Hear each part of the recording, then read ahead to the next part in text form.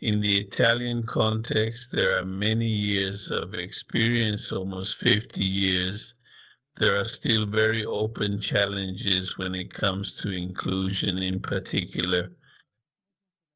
I would like to share some thoughts on this, specifically the challenge concerning the necessary and complex collaboration among the various professionals involved in the inclusivity of our school system. So let's start with a historical consideration, taking a brief moment to look back and reflect on the background and context that have shaped the situation as we know it. I will provide a quick overview of what the situation has been, touching on some of the key events and developments that have led us to this point so we can better understand how things have evolved over time. The situation in our country, particularly at this time, regarding the transition from a system that excludes people with disabilities to one that instead includes them, is an important topic. We have some important milestones in this regard. Initially, there was clearly a mechanism of separation and institutionalization. In the 1960s and 1970s, there was a strong push towards deinstitutionalization. Think of the Basaglia Law, which closed psychiatric hospitals, and Law 517, which marked the beginning of the inclusion of people with disabilities. Inclusion in regular schools, mainstream. Then, in the 90s, another significant step was officially taken towards inclusion by standardizing the individualized education plan. And then gradually the framework was further enriched with additional laws regarding learning disorders, which introduced the important right to receive personalized teaching, and this right was subsequently expanded in the years 2012 to 2013, extending this right also to students who have other needs for a special educational program. Then more recently, the biopsychosocial approach of the World Health Organization, the ICF, has also been incorporated into our regulations as a reference framework. On these grounds, it's worth, at this point, quickly recalling and reviewing the certification processes. That is to say, let's consider, for example, the definition and clarification of certain specific categories, even though, as we know, it's certainly not. It's nice, let's say, or correct to talk about categories, but that's how it is in practice, and these give rise to certain rights. Currently, among the categories of students, there are those with cognitive, motor, or sensory disabilities who have an individualized education plan and the right to receive hours with a support teacher. Then we have learning disorders, which entitle students to personalized teaching, but not to additional support hours. Then we have others, special educational needs, which are also entitled to personalized teaching. Naturally, this approach is still very medical, still very much tied to a clinical diagnosis, a medical diagnosis, and this obviously brings with it, as is evident, a whole series of risks, such as focusing on the deficit, on the problems, labeling, and stigmatization. We also have a particularly relevant and important issue to address, which is the ongoing and essential need to carefully monitor and thoroughly evaluate the inclusive education system that is currently in place in Italy. Here, in this context, we face the significant challenge of moving from simply providing a description or conducting a basic structural monitoring of what already exists to developing a more comprehensive and in-depth understanding of the situation as a whole. What is actually done in terms of the resources that are utilized and the processes that are carried out or implemented is the outcome, meaning it is the result, the product, or the consequence of this entire process. Our system, as you will see, is very rich in elements of monitoring, data collection. There are two state agencies, which are Indere and Invalsi. And then in the most recent legislation, we find a whole series of technical elements, such as the individualized education plan, the personalized plan, the annual inclusion plan, and then documents that the school must fill out.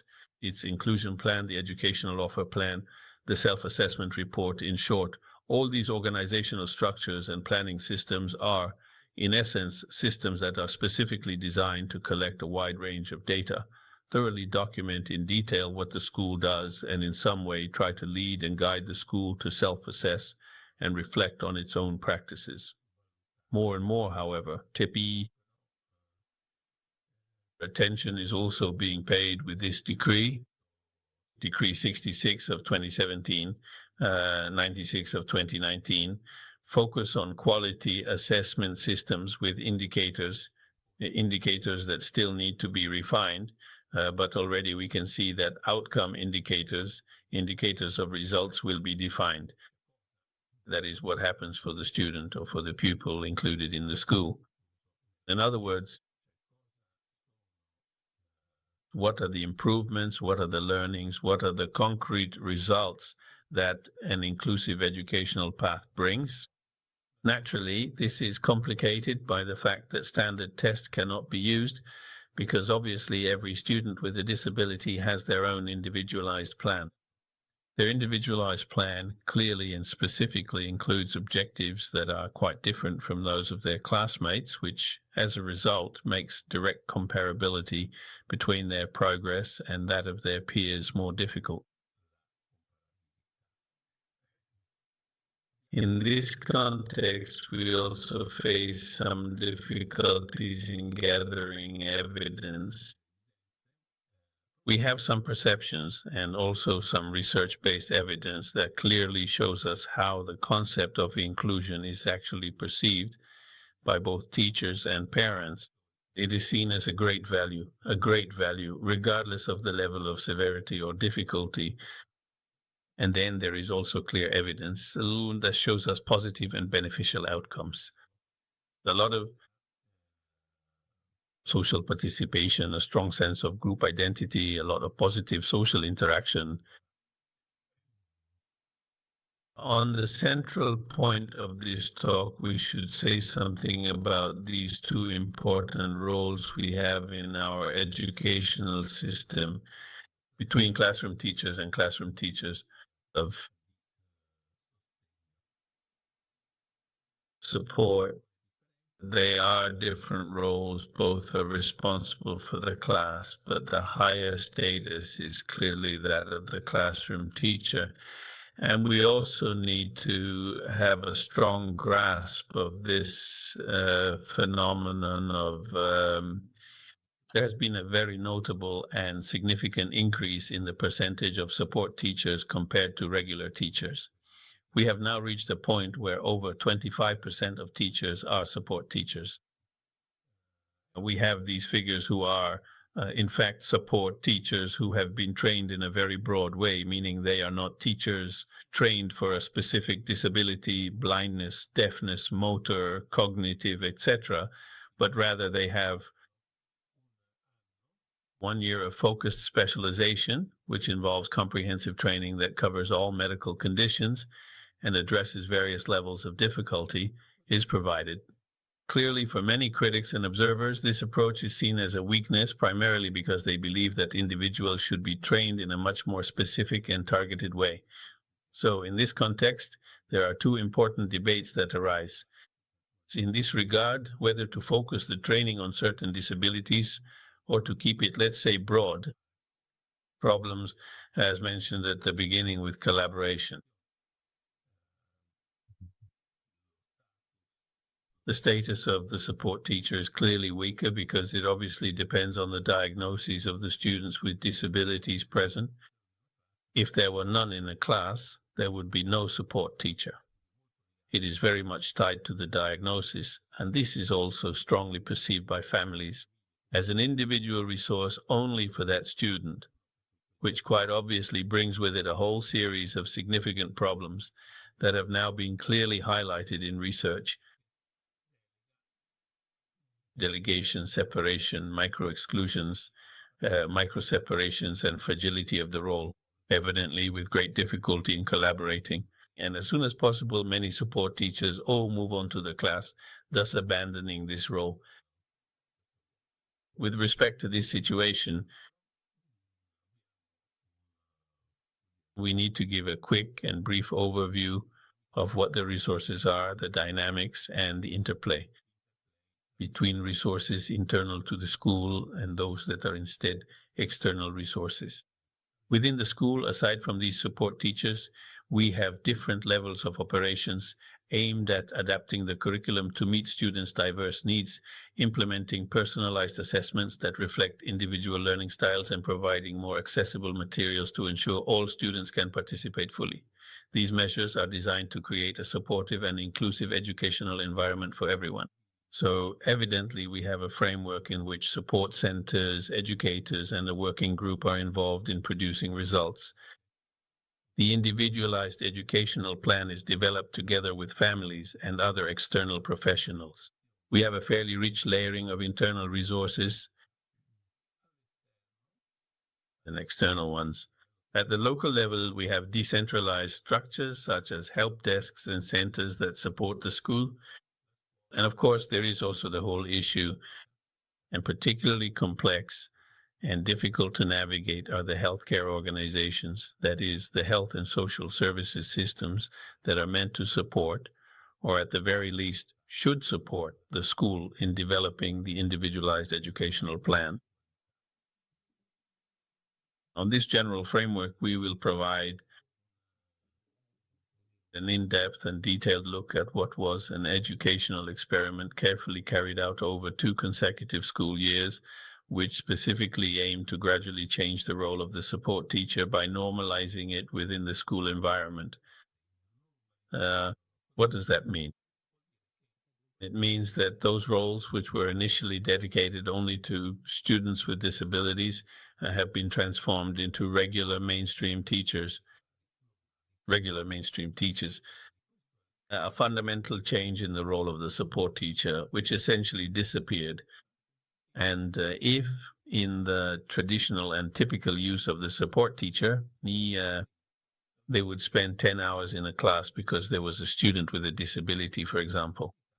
Well, in this experiment, that same class was given a total of 10 hours, but not of support teachers, rather of regular classroom teachers in Italian, mathematics, English, or whatever the subject might be.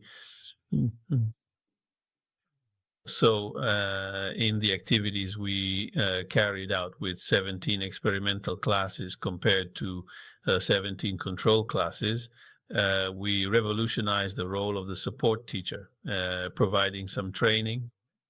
And then in this approach, support teachers no longer existed, as I mentioned earlier, but the educational offer was increased with an equivalent number of hours. In addition, there was the ongoing support of 2 dedicated tutors for the 17 experimental classes who would go into the classroom and provide concrete help and assistance to both students and teachers. They helped produce specific materials, organize teaching activities, adapt materials. In other words, they did job shadowing, working directly in the field with their curricular colleagues, drawing on their greater expertise. So they helped organize the spaces, set up cooperative learning, because cooperative learning in small groups with structured and well-organized roles, according to the literature, is one of the most evidence-based inclusive strategies. So workshops and metacognitive activities were organized. In short, through this approach, this greater number of hours overall provided by the regular teachers, along with the additional support and intervention from the subject matter experts, made a significant difference. From these 2 individuals who had this important tutoring role, a more inclusive teaching approach was gradually developed. From the point of view of the results, what is important to highlight is that the more inclusive classes had learning outcomes that were absolutely and entirely comparable to those of the control groups. However, the boys and girls in these inclusive classrooms developed greater metacognition, meaning they became more aware of their own learning processes, and they also had a much more flexible theory of intelligence. Additionally, there was a much more positive and supportive social climate, meaning fewer rejections, more opportunities for making choices, more group work, and, so to speak, a generally more collaborative atmosphere overall. A good atmosphere from a social point of view. There was also a positive impact on the teachers, on the group of teachers.